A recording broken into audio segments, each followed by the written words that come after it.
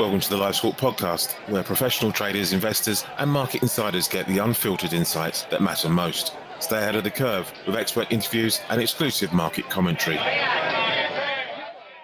Hello, and welcome to this episode of LifeSquawk's Market Talk. Let's celebrate it, basically. This will be the last show before the Easter weekend. As you know, the markets will be, well, if you don't know, the markets are shutting down anyway for Good Friday, all the major markets. And a large proportion of them will be shut on the Monday as well, for Easter Monday, as will the LifeSquawk.com service itself. But really want to get into today's show, which is about the ECB April interest rate decision. We're looking for the interest rate to be cut by 25 basis points, or we'll get into that. Looking through what to expect with my two guests today. I'm joined by LifeSquawk's European editor, Eric, and special guest, Ryan Littlestone of Forex. Been on the show before and knows the markets inside out. Eric has been a seasoned journalist, or is a seasoned journalist.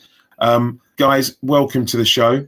Just a quick disclaimer that says the content provided on this channel is for informational and educational purposes only. We are not licensed financial advisors, and none of the information shared should be considered as financial investment or trading advice. Please conduct your own research, consider your financial objectives, and consult a qualified financial professional before making any investment decisions. Investing and trading in financial markets carries risks, and past performance is not indicative of future results. We are not responsible for any losses or gains that may result from following the content on this channel. Eric, if you could just set the scene today with today's meeting and expected cut. Yeah, and what a scene it is, right? The chaos that's coming out of Washington right now, I think, has everybody on the back foot. The ECB, they're going to push forward with the 25 basis point cut today. That's what most of the analysts think.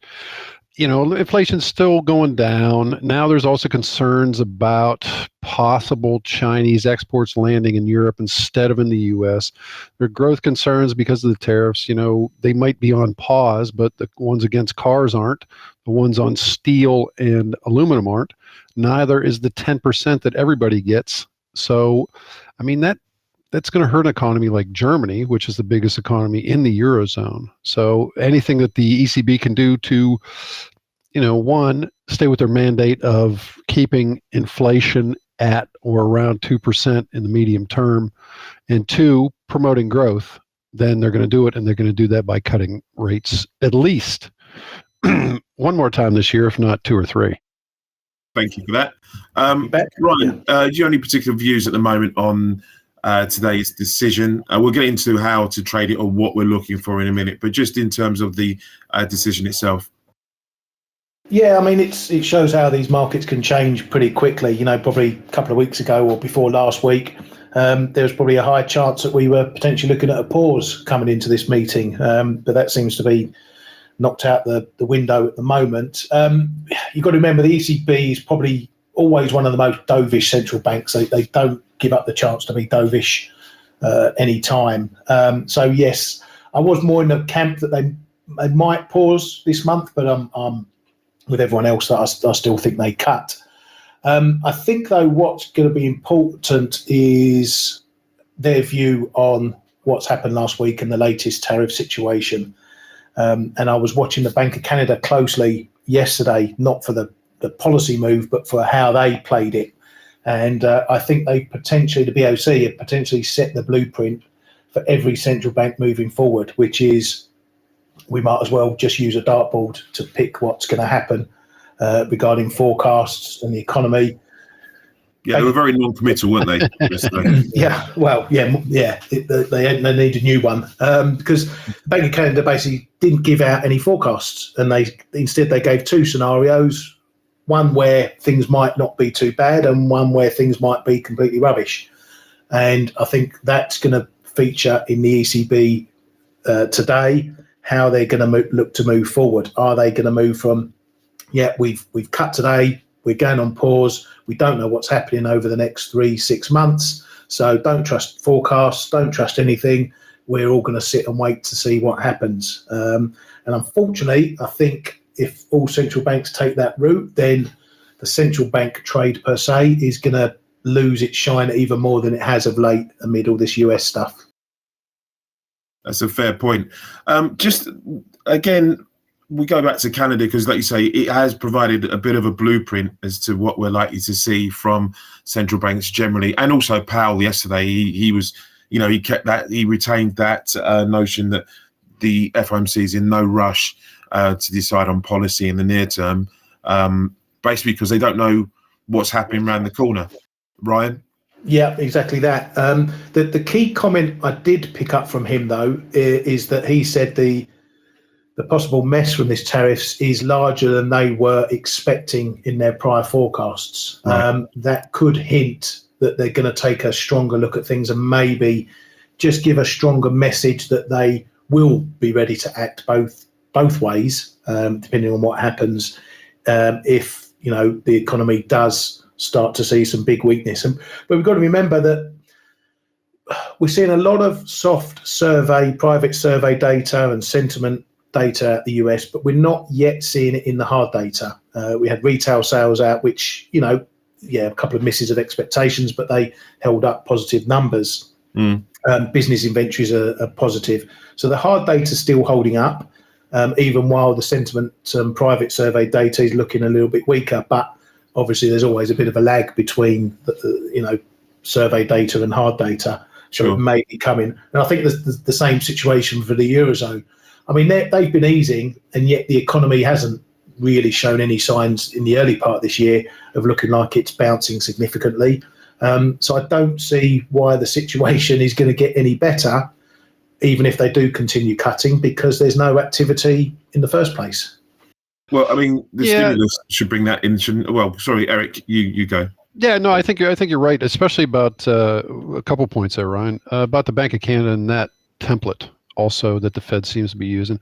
I think that's probably what they're talking about, maybe even right now around the corner here in Frankfurt, about how to message this. And, the bank has always said that it reserves the right to act any way it wants. Right. The problem with Lagarde is she goes off script more than Robin Williams, and she could start talking about just about anything during the presser. But as per what's going on in Europe, you're right to this point. I don't know if the German infrastructure military funding that's supposed to be, €1 trillion over the next 12 years, plus the 800 million that Brussels wants to spend on the military. I mean, I think that's going to help growth. So that may change things, but it hasn't happened yet, right? That's something that could happen and could change things here. But you're dead right about, the economy here just being, it's except for Spain, basically, it's been pretty tough.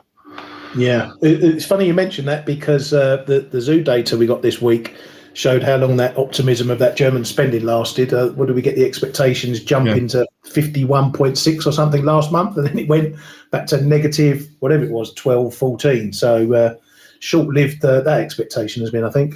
I agree with you 100% on that. That number is, it's scary to look at. On the other hand, that's a little bit more volatile. I think we'll know more after IFO next week, after the company managers say their piece about what the situation is. But it's all over the map right now, or, throw a dart, like you said earlier, because of all the conflicting information that's coming basically out of Washington right now. Yeah.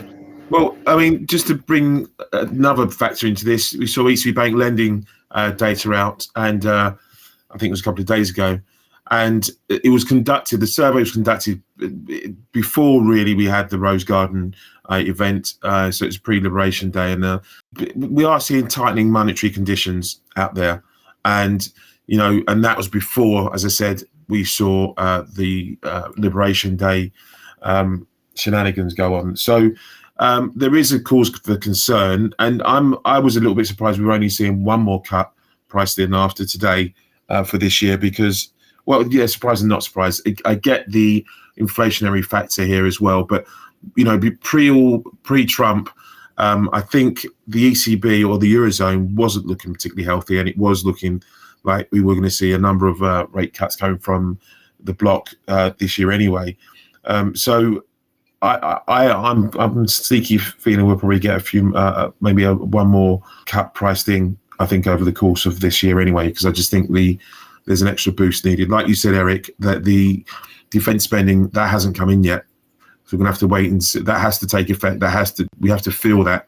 And at the moment, it's too early to say, well, that isn't, as we've seen with the ZEW, and we may see with IFO, sentiment's still down in the gutter right now. So I'm expecting maybe a repricing there looking forward myself. If I want to get back onto the scenarios and look at potentially the different paths these we can take, as you said, with Lagarde, and we've seen it before, so we're not making this up. She does tend to view things her own way. ING have brought out a useful cheat sheet. They do it every month for anyone who doesn't know, and it's available on their Think Economic and Financial Analysis website. But they say ECB widely expected to cut rates by another 25 basis points as growth risks have intensified on the back of US tariffs. The Governing Council may highlight rates are now close to neutral, but that doesn't rule out further tariff-led cuts. We think the ECB will keep its options open, and markets should continue to lean on the dovish side of pricing. So again, that goes with what you said, Ryan, as well. Looking at this, they say moderately dovish is their particular view for today. I don't want to really bang this drum forever because, the likelihood is we're going to get a more neutral is the wrong word, but a non-committal press conference today. We should do anyway if she's playing the cards right, close to her chest. So where are we going to see potentially any kind of difference of opinion from within the Governing Council? Eric, do you think there is still any conflict, or are they all singing from the same hymn sheet right now? I don't know if they're anything like me. They're probably a little shell-shocked. I think it's way too early to try to figure out what's going to happen. I think everybody has to take a step back, which I think is what the U.S. president wants. He wants to shock people. And the economists are going to have to crunch all these numbers. They're going to have to, and it's really hard to make any kind of decision whatsoever because the situation can change. It's fluid. I think there's always people in the bank. There's the hawks and the doves, and they're going to argue about, well, it's there's this possibility of inflation coming now that this has happened. Prices are going to go up across the board, and hey, we have to quit cutting now. And other people are going to say, hey, we need growth, and the only way to get it is to keep cutting rates. I have a question for Ryan. How do you think the gains that the euro's making against the dollar will play out first? Because there's a lot of talk about the U.S. not being a safe haven currency anymore because of what's going on there policy-wise, and how that could affect the European Central Bank policy in the months ahead. Yeah, so that's an interesting question because it's something we've been talking about a lot, obviously. There may be some small lip service paid to the euro because obviously it does have an impact on the inflation movements, if you like. But unless we're really up 1,000 pips or something, it's pretty negligible sort of thing. But the interesting thing is, no one's buying the euro because the eurozone's doing well. Okay, no one's rushing over there so much for yield. They are going there for safety. So we've seen this move out of the dollar. That's been reflected in bond markets. We saw US treasuries getting sold off. We saw European bonds getting bought up. So we've seen that safety switch, if you like, out the dollar, and the euro being, the second biggest currency in the world. That's where it's gone to. I think what's going to be interesting regarding the ECB, though, is how the euro reacts if they indicate we're cutting today and going on pause. Do we see a further rally? And then also, if we start to get some trade deals getting done, particularly with the Eurozone or Europe in general, is that going to be positive for the euro, or is it going to turn the euro risk trade around, i.e. we see euro getting sold on good news? That's a question as a trader. I'm not sure what we see on that. But I think the thing with the US side is when you do a lot of reputational damage, which is what the market is seeing at the moment, that takes a bit of time to turn around. So I don't think we're going to see, everyone rushing into the dollar, even if we get a load of tariff deals negotiated, because the market's going to be, once bitten, twice shy sort of thing, and what's going to come next. Right, and for me, if the euro is a little bit stronger, that again hurts the eurozone, especially look at the countries that are really based on export, like Germany and to some extent Italy. Those are the second and or the first and third biggest economies in the zone. Yeah. Talking about Italy, just briefly, Giorgia Meloni's over in the US today, Washington anyway, speaking with President Trump. So she has meetings planned with him. I think he's her favorite. She is his favorite European, I suspect, of all the Europeans at the moment. So potentially she may have some good news or not to bring back to the bloc down the line. Sorry, you were going to continue, but I just wanted to let everyone know that she is over there meeting with President Trump today. Yeah, I mean, that's whether something comes out of that meeting is really hard to tell, but it could be good for the Europeans. Yeah, we could get some signaling from that. Ryan? Yeah, or it could just be good for Italy, and sod the rest, because she's not speaking for Europe, she's speaking for her country. So yeah, it's going to be interesting. There's a long queue of people who have been going over to the US. I think France has now invited some trade reps over there to continue these talks. So while you've got people like Sefcovic, the trade secretary or whatever he's called, commissioner, leading the charge for Europe, we have still got individual countries all trying to make their own little deals or try and work things out over there. But there's nothing concrete coming out of any of these discussions just yet, as we saw from Japan yesterday. No, that was a bit of a surprise that we didn't. I mean, I think there's a good relationship between the US and Japan, or between Trump and Japan anyway. So the fact that there's nothing concrete yet is a little bit worrying, and the market may take further signs from that if Meloni doesn't deliver something. I mean, she's not. That's not her remit, and that's not why she's there on that level. But she will be talking about trade. She will be talking about Ukraine as well while she's there, no doubt, and putting her opinion and side to things. So you can't ever discount that something may come from that, and Trump may take something from that and announce something else or say something else. So, but yeah, to the degradation of the dollar as that safe haven, or US assets as a safe haven, it's been discussed on this show before with Beat Nussbaumer and other guests. It is a real concern, I guess, and one that we may have to pay more attention to in the coming, when this all settles down, in the coming sort of weeks and months, I think, ultimately. Yeah, I think it's a time scale thing. We've got another 90 days, but if we do get a raft, not anymore. We had 90 days. We had 90 days. Yeah. if we get a raft of trade deals happening over the next couple of weeks, then we'll probably see the volatility come out and the market settle down a bit. If it drags on, I think that becomes the bigger problem for the dollar, because the market doesn't like uncertainty. These moves we've seen already, probably smaller investors, fast money. When you're a big fund, big investor, you've got billions or trillions on the books. You can't shift that in a couple of days. It takes weeks to move asset classes, move countries, jurisdictions, and the like.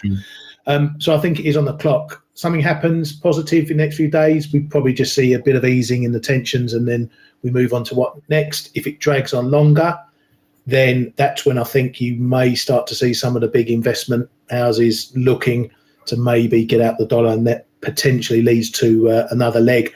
And obviously, the longer it goes on, the more likely it's then going to affect the US economy in a negative way, and then that brings another leg of potential weakness for the buck as well. So, I mean, potential volatility lasts, and this goes back. This will bring us neatly back to the ECB today. Is there are known unknowns out there, but there are going to be some unknown unknowns. And what I've said before, and I use the sage of Omaha, Warren Buffett here. You only see who's naked, swimming naked when the tide goes out. And through all this volatility and disruption, someone's got hurt somewhere. We never go through any of these escapades without these market disruptions, without someone being hurt, and that ending up coming out the wash at some point. So from an investment perspective, there's that element to it. And for central banks, I guess, from the regulatory side of things, they've got to keep close eyes on what the banks are doing and just the risk out there at the moment, because it is heightened, in my opinion, from what I've seen from past events. And this one is only different because it's man-made. And this wasn't a sort of black swan event. This was intentional in some instances. I think unintentional because I don't think President Trump realised the ramifications of everything he was trying to say. But I understand where central banks are coming from on this point, because we're going into a little bit of the unknown in terms of the unpredictability of it.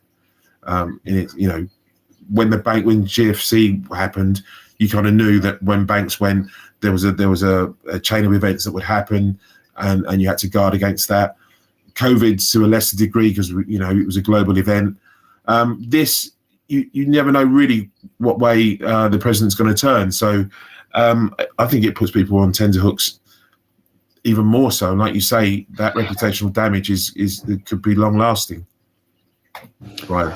Yeah, it could be, but we've heard from several central banks now, including Powell, saying that financial stability is obviously a concern, and they're not seeing any instability from all these market moves. No, my colleague K-Man mentioned this on our show this morning. You've got volatile moves, but that doesn't mean you've got liquidity problems. It doesn't mean you've got financial stability problems.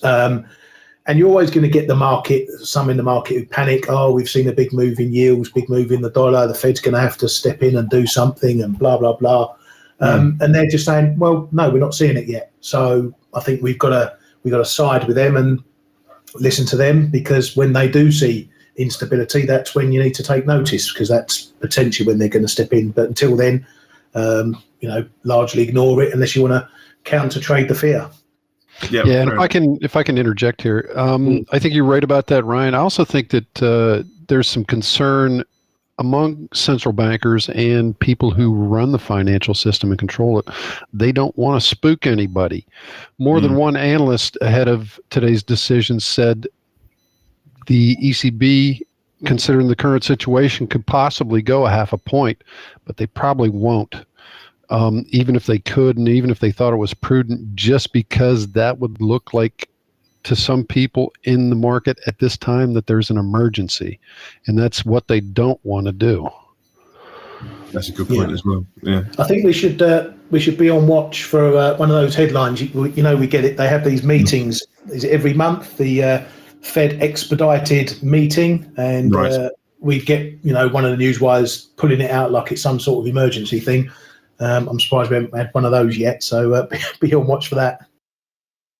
Well, we're all the worst gossips in the world in the market, so it doesn't take much for twitching curtains to start looking at this. Honestly, I've never known, and you get, and I'm being, maybe I'm being too. I won't go there about housewives over the garden fence, but this is what the markets are like, and nowadays, and it's never been any different. To be fair, it's always been the way, and you have to be careful and pick your way through some of the headlines and some of the gossip out there, because it can be quite misleading. Look at that 245% tariff stuff we got yesterday. yeah, there you go. But so I'm going to wrap it up there, because we could go on forever talking about the tariff effect, if you like, and it's for the first quarter of this year, which has flown by. It's all encompassing, and I don't see any different for the second quarter of this year. So it's going to be an interesting one. But just to quickly wrap up, then we're looking for a 25 basis point cut today, and then messaging around potentially a pause, or if she doesn't mention anything about pausing, then it will just we'll jump onto the sources story, which everyone loves to grapple, whereby you'll get individual central bankers from within the ECB giving their own opinion via their own sources and their own media outlets. So just a bit of fun and games, but ultimately probably not a lot to trade at today's meeting if she stays neutral, simply because as we've seen with other central bankers in North America, they want to keep their options open. So with that, I want to thank Ryan. I want to thank Eric. Thank you both. Thanks, mate. Thanks. It was good being here. Yeah, excellent. Thank you. Ryan, you can find at Forex Analytics. If you go to, or Forex Flow, his own site. So please visit that. I'll put up the links on the socials afterwards. And Eric, our European editor, he's written a piece. Have a look on the lifeswalk.com website to have a read of his preview for today's event, and other articles he's written out there as well about the Eurozone. So thanks again, guys. And guys, have a good trading session today. Just remember, long weekend. So market shuts tomorrow, generally globally, and a lot of markets going to be shut on the bank holiday Monday as well. So be aware that it's going to be shortened weeks for the next couple of weeks and some quiet sessions, I think, on the whole. Thank you very much and goodbye. Thanks for tuning into the LifeSport podcast. Your edge in the market starts here. Subscribe now.